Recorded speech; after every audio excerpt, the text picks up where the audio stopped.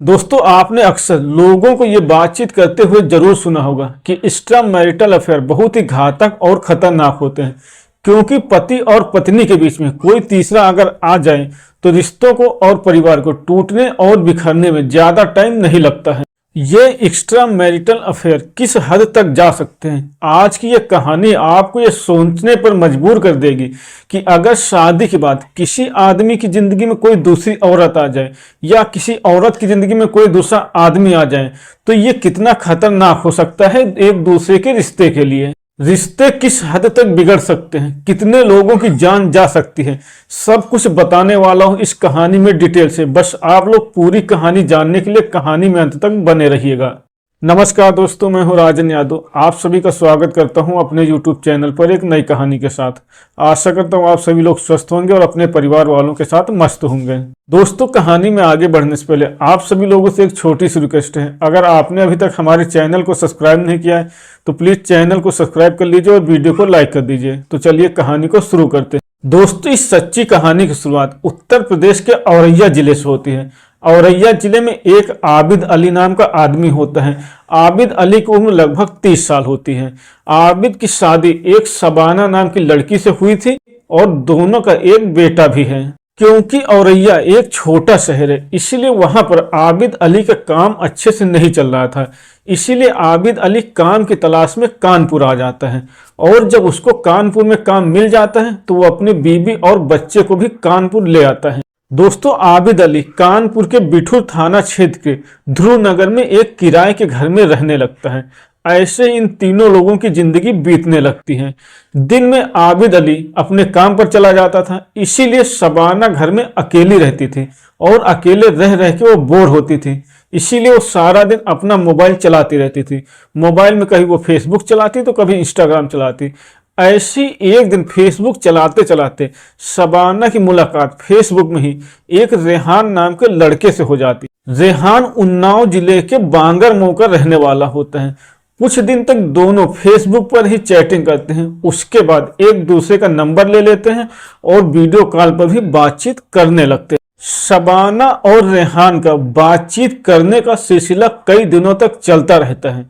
जब दोनों को बातचीत करते हुए काफी दिन हो जाते हैं तो एक दिन आबिद अली अपने घर से किसी काम से बाहर गए हुआ था, इसीलिए शबाना को मौका मिल जाता है। वो अपने घर पे रेहान को बुलाती है।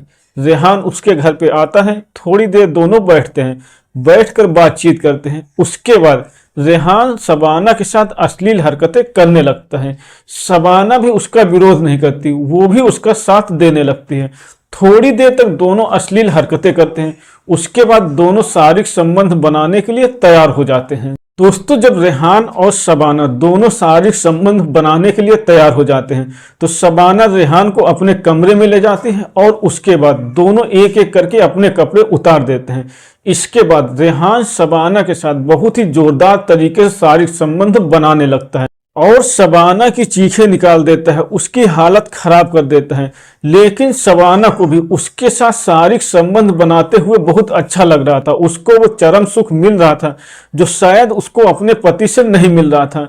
इसीलिए दोनों कई बार शारीरिक संबंध बनाते हैं और जब कई बार शारीरिक संबंध बनाकर दोनों थक जाते हैं तो रेहान वहां से चला जाता है। दोस्तों, रेहान के साथ शारीरिक संबंध बनाने के बाद शबाना को इतना अच्छा लग रहा था कि वो बिल्कुल रेहान के लिए पागल हो जाती है और रोज रेहान को अपने घर पे बुलाती और उसके साथ शारीरिक संबंध बनाती थी। दोनों का शारीरिक संबंध बनाने का सिलसिला कई महीनों तक लगातार चलता रहता है। दोस्तों, रेहान शबाना के साथ इस तरह से शारीरिक संबंध बनाता था कि शबाना रेहान के पीछे बिल्कुल पागल हो गई थी, बिल्कुल दीवानी हो गई थी। इसीलिए एक दिन वो रेहान से बोलती है कि अब मैं तुम्हारे बिना बिल्कुल भी नहीं रह सकती हूँ, किसी भी तरह से मेरे पति को रास्ते से हटाने का इंतजाम करो। दोस्तों, इसके बाद एक दिन रेहान शबाना के घर आता है और घर आने के बाद शबाना के साथ शारीरिक संबंध बनाते हैं। शारीरिक संबंध बनाने के बाद दोनों बैठकर वहीं पर आबिद अली को मारने का, उसको रास्ते से हटाने का प्लान बनाते हैं। प्लान के हिसाब से रेहान अपने एक दोस्त को भी उसमें शामिल करता है जिसका नाम विकास होता है और वो दिल्ली में रहता था। दिल्ली से उसको वो कानपुर बुलाता है। दोस्तों जब रेहान का दोस्त विकास भी कानपुर आ जाता है और आबिद को मारने का प्लान बिल्कुल फिक्स हो जाता है, तो 18 जनवरी 2025 के दिन जब आबिद शाम को अपने घर आता है, खाना खाता है और अपनी पत्नी के साथ शारीरिक संबंध बनाता है, उसके बाद वो सो जाता है। तो जब आबिद अली सो जाता है तो उसकी पत्नी शबाना घर का गेट खोल देती है, जिससे रेहान और उसका दोस्त विकास दोनों घर के अंदर आ जाते हैं। उसके बाद आबिद अली को सोते हुए देखकर रेहान, विकास और शबाना तीनों मिलकर उसकी गला दबाकर हत्या कर देते हैं और हत्या करने के बाद रेहान और विकास दोनों वहां से फरार हो जाते हैं। दोस्तों प्लान के हिसाब से जब आबिद अली की मौत हो जाती है, रेहान और विकास वहां से चले जाते हैं। उसके बाद उसकी पत्नी शबाना अपने पति आबिद अली की जेब में शक्तिवर्धक दवाओं के खाली रैपर रख देती है। अपने पति आबिद अली की जेब में शक्तिवर्धक दवाओं के खाली रैपर रखने के बाद शबाना सो जाती है और जब सुबह होती है तो वो पुलिस को फोन मिलाती है कि मेरे पति की अचानक से मौत हो गई है। जब पुलिस वहां पे आती है तो इस तरह से रोने और चिल्लाने का नाटक करती है कि जैसे उसको कुछ पता ही ना हो कि उसके पति की मौत कैसे हुई है। जब पुलिस वहां पर आती है तो वो आबिद अली की तलाशी लेती है। उसको आबिद अली की जेब में वो शक्तिवर्धक दवाओं के खाली रैपर मिलते हैं। उनको देखने के बाद शबाना पुलिस से बताती है कि मेरे पति रोज इन दवाओं का सेवन करते थे और मैं रोज मना करती थी। लगता है कि इन्हीं दवाओं की ओवरडोज की वजह से इनकी मौत हुई है। क्योंकि पुलिस को आबिद अली की जेब में 8 शक्तिवर्धक दवाओं के खाली रैपर मिले थे, इसीलिए शबाना की बात में पुलिस को भी यकीन हो जाता है। लेकिन फिर भी पुलिस लाश को पोस्टमार्टम के लिए भेज देती है और जब पोस्टमार्टम हो जाता है तो उस लाश को आबिद अली के घर वालों को सौंप देती है और घर वाले उसका अंतिम संस्कार भी कर देते हैं। लेकिन शबाना का एक भाई होता है, उसको इस सारी घटना के ऊपर यकीन नहीं हो रहा था, इसीलिए वो पुलिस स्टेशन जाता है और पुलिस को बताता है कि मुझे कुछ गड़बड़ लग रहा है, मुझे लग रहा है कि इसमें कुछ ना कुछ शबाना का ही हाथ है।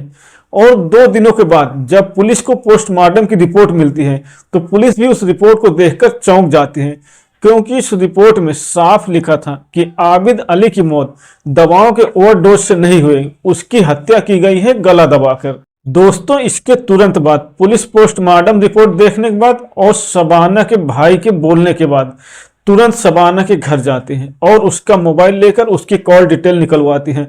तो पुलिस को साफ पता चल जाता है कि आबिद अली की मौत वाली रात को शबाना किसी रेहान नाम के लड़के से लगातार संपर्क में थी। इसीलिए पुलिस तुरंत शबाना को गिरफ्तार कर लेती है और गिरफ्तार करने के बाद उसको पुलिस स्टेशन लेकर आती है। पुलिस स्टेशन लाने के बाद उससे पूछताछ करती है। पहले तो शबाना कुछ नहीं बताती, लेकिन पुलिस जब उससे सख्ती से पेश आती है, डंडों का इस्तेमाल करती है, तो सारी बातें बता देती है। दोस्तों फिलहाल पुलिस अभी रेहान और विकास की तलाश कर रही है। आगे देखते हैं इन तीनों लोगों को अदालत से क्या सजा मिलती है। दोस्तों एक पत्नी की अय्याशी की वजह से पूरा परिवार बिखर गया। अब न उसके पास में उसका पति है, ना ही उसके पास उसका प्रेमी है और दोनों की बाकी जिंदगी अब जेल में ही बीतेगी। इसीलिए एक्स्ट्रा मैरिटल अफेयर बहुत ही खतरनाक होते हैं, इनमें कुछ भी हो सकता है। इसीलिए आप सभी लोग भी सावधान रहें और सतर्क रहें, ऐसा कोई भी फैसला जल्दबाजी में ना करें। तो दोस्तों ये थी आज की कहानी। अगर आपको पसंद आई हो तो वीडियो को लाइक करें और चैनल को सब्सक्राइब करें।